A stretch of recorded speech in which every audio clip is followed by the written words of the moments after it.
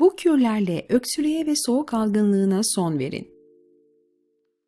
Kış mevsimi gelirken soğuk algınlığı kapınızı çalabilir. Bu videoda size öksürük ve soğuk algınlığına iyi gelecek 5 doğal kür hazırladık. İsterseniz hemen kürlere göz atalım. 1. Soğan, bal, limon karışımı. Bal ve soğan karışımı antibiyotik ve balgam söktürücü özellikleriyle öksürüğe iyi gelir. Ayrıca bağışıklık sistemini güçlendirir. Malzemelerin hiçbir yan etkisi yoktur ve çocuklar tarafından da kullanılabilir. Malzemeler: 1 orta boy soğan, 2 bardak su, 1 tam limonun suyu, 2 çay kaşığı bal. Hazırlanışı: soğanı büyük parçalar halinde doğrayın. 2 bardak suda 15 dakika kaynatın. Kaynayınca ateşten alın, bir müddet soğumasını bekleyin. 2 çay kaşığı bal ve limon suyunu ekleyin. Tarifi günde 2 kez içebilirsiniz. 2. Ballı soğan kürü. Malzemeler: 1 orta boy soğan, 2 yemek kaşığı bal. Hazırlanışı: soğanları küçük parçalara bölerek bir kaba koyun. Üzerine balı dökerek bir gece boyunca bekletin. Sabah karışımı bir tülbentten geçirin. 2 saatte bir karışımdan 1 yemek kaşığı yiyin. Tarifi bu haliyle veya 1 yemek kaşığını 1 bardak suda eriterek kullanabilirsiniz. 3. Soğan kürü.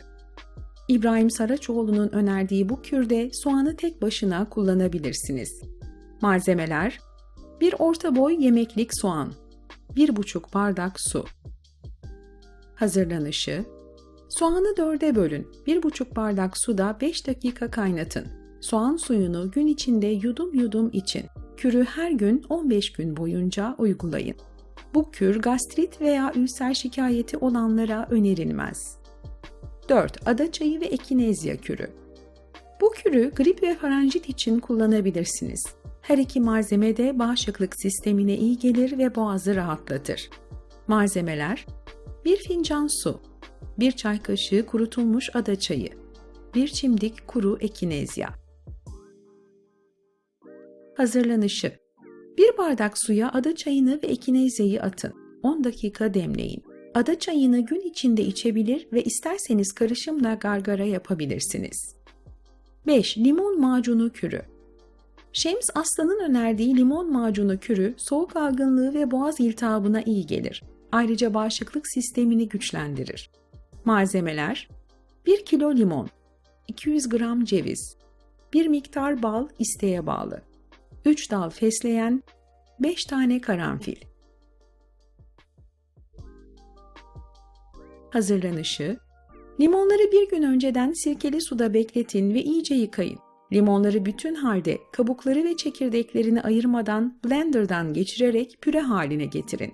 Karanfil ve cevizi havanda ezerek toz haline getirin, karışıma ekleyin. Fesleğen yapraklarını yıkayın ve bütün olarak karışıma atın. Bir müddet sonra fesleğen yaprakları karışıma aromasını verecektir. Artık fesleğenleri karışımdan çıkarabilirsiniz.